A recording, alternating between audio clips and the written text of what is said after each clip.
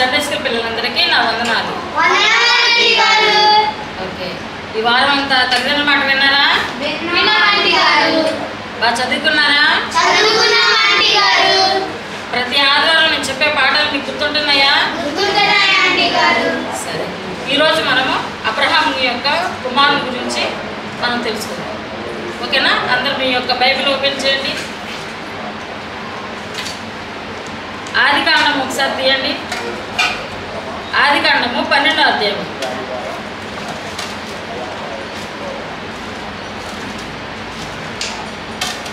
తీసారా? నేను చదువుతాను, ఒకసారి చూడండి. 2వ వచనం.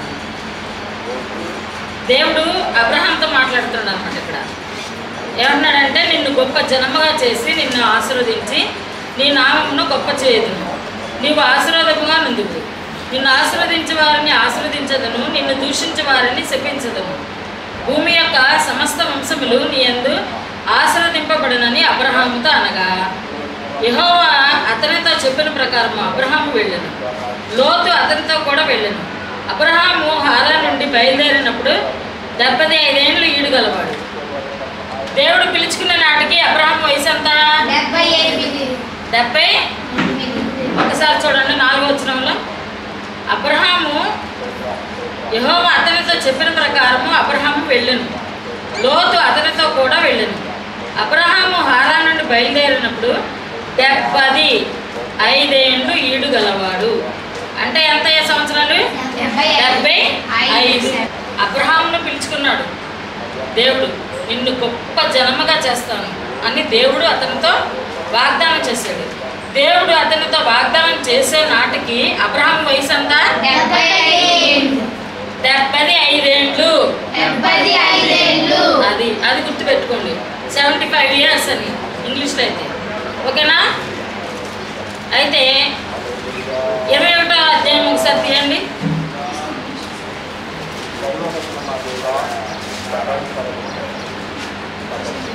5వ వచనం చూడండి. అబ్రహాము కుమారుడైన ఇస్సాకు అతనికి పుట్టినప్పుడు అతడు 100 ఏళ్ల వాడు.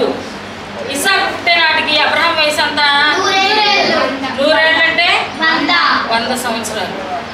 దేవుడు నిన్ను గొప్ప జనముగా చేస్తాను, నిన్ను ఆశీర్వదిస్తాను అని అన్నప్పుడేమో అతని వయసు 75 సంవత్సరాలు అయితే, అబ్రహాము ఇస్సాకును కనే నాటికి అతని వయసు వచ్చేసరికి 100 సంవత్సరాలు. అంటే ఈ 75వ సంవత్సరం నుండి 100 సంవత్సరాల వరకు అబ్రహాము ఎన్ని సంవత్సరాలు వెయిట్ చేశాడు?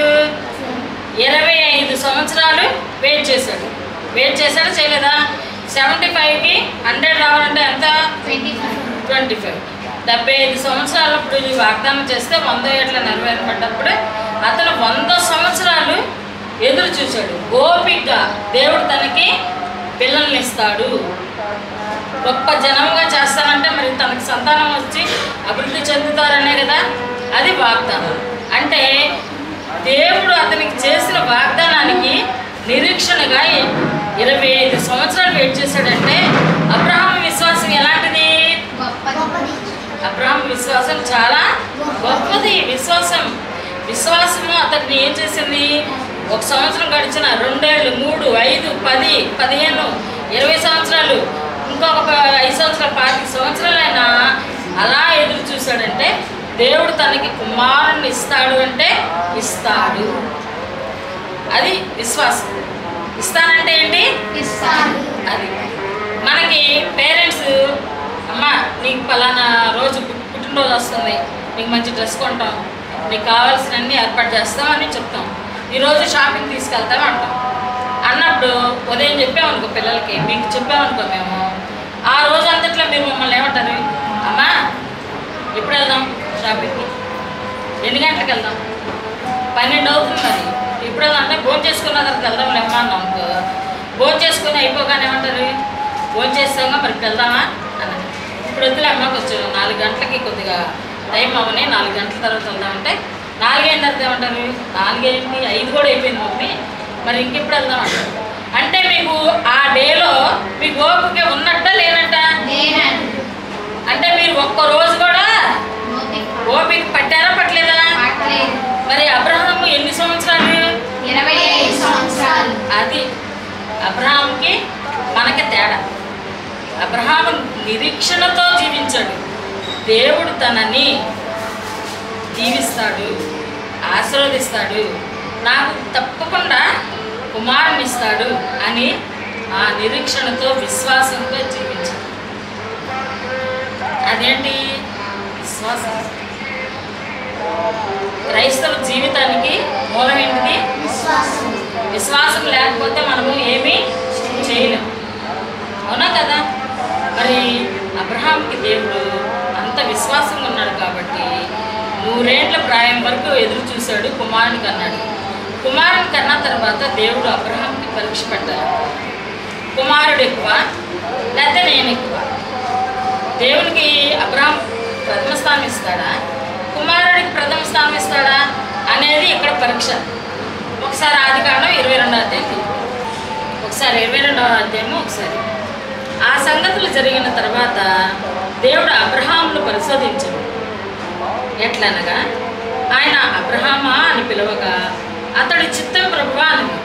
చూడండి ఒకసారి, అబ్రహాముని దేవుడు పరిశోధిస్తున్నాడు అంటే పరీక్షిస్తున్నాడు.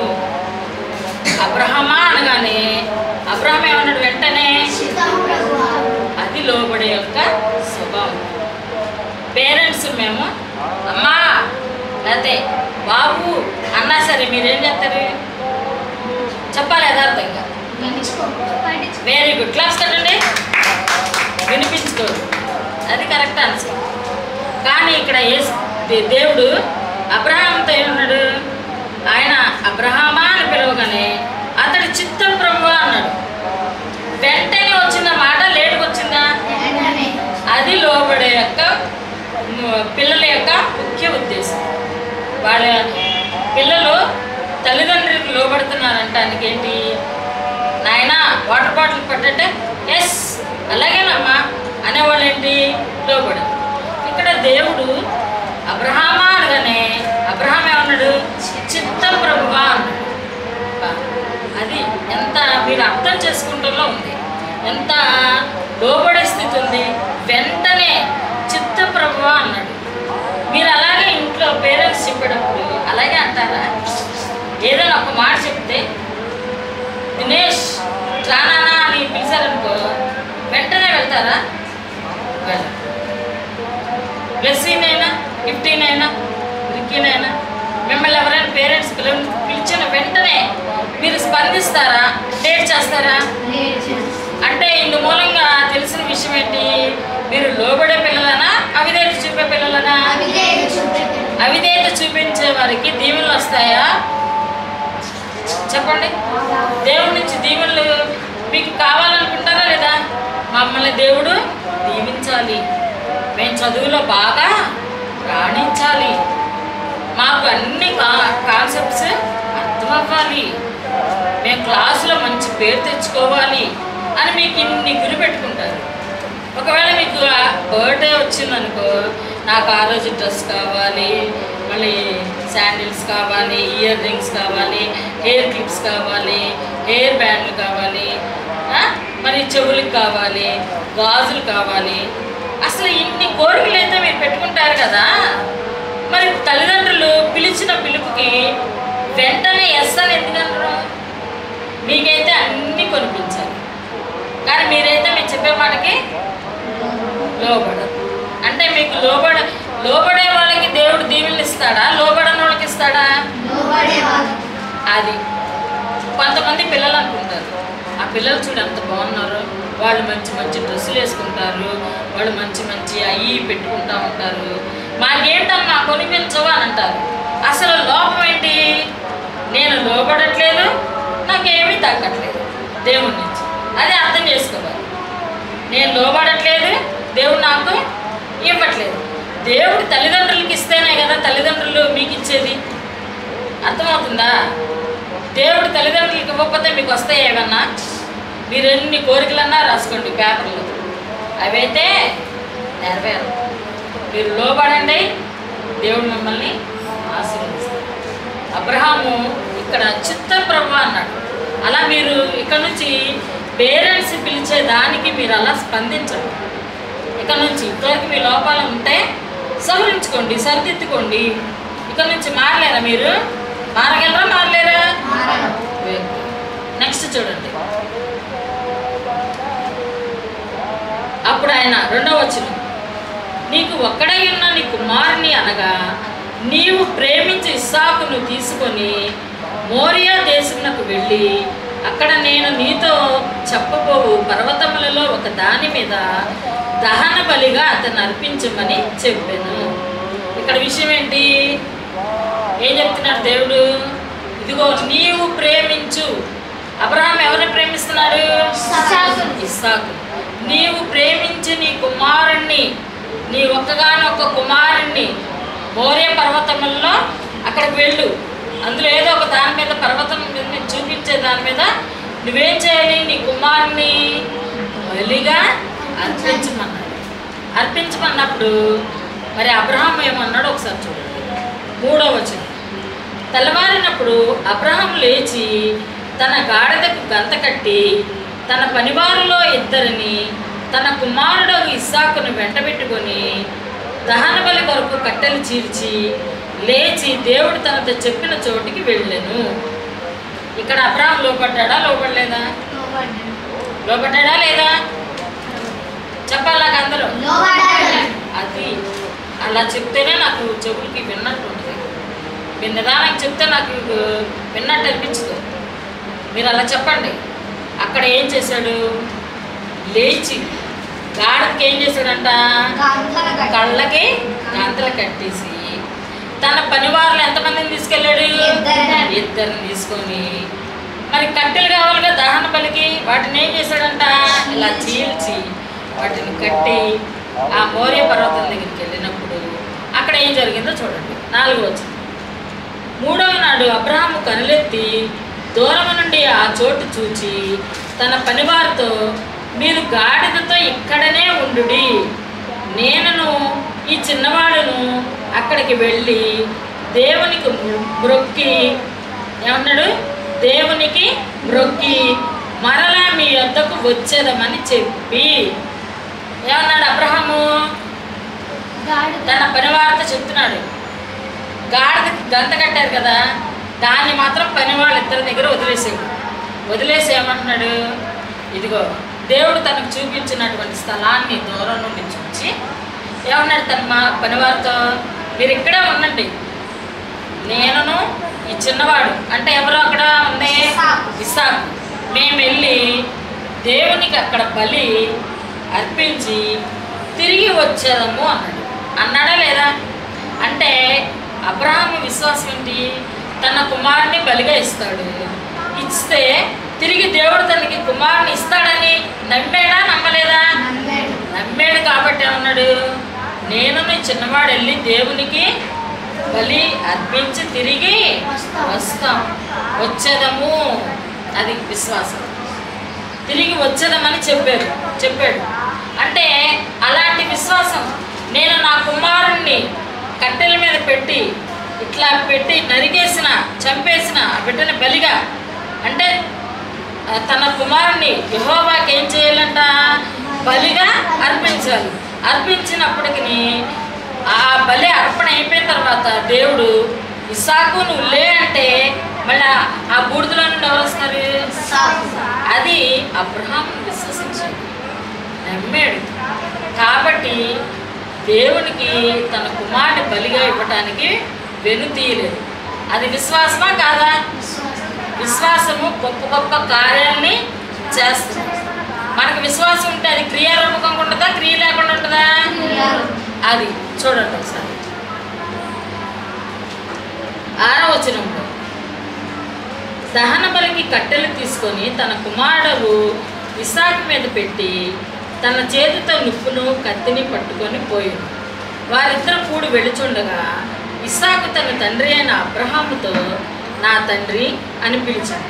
అందుకు అతడు, ఏమి నా కుమారుడా అని. అప్పుడు అతడు, నిప్పును కట్టెలను ఉన్నవి కానీ దహన బలికి గొర్రెపిల్ల ఏది అని అడుగగా అబ్రహాము, నా కుమారుడా, దేవుడే దహన బలికి గొర్రె పిల్లను చూచుకొనని చెప్పాను. అర్థమైందా? కుమారుని తీసుకున్నాడు అబ్రహాం బలిగా సమర్పించడానికి. తీసుకొని బయలుదేరి వెళ్తున్నారు. కట్టెలు పెట్టారు. అలాగే ఒక చేతితో ఏం పెట్టుకున్నారు? నువ్వు, ఇంకోటి కత్తి. కట్టెలేమో ఇస్సాకు తల మీద పెట్టారు. తల మీద పెట్టి కట్టెలు ఎవరి పైన పెట్టారు? ఇస్సాకు తల మీద కట్టెలు పెట్టి అబ్రహాం ఏమో నిప్పు కత్తి పట్టుకొని బయలుదేరి వెళ్తా ఉన్నాడట. వెళ్తున్నప్పుడు తన కుమారుడు ఏం చేశాడు?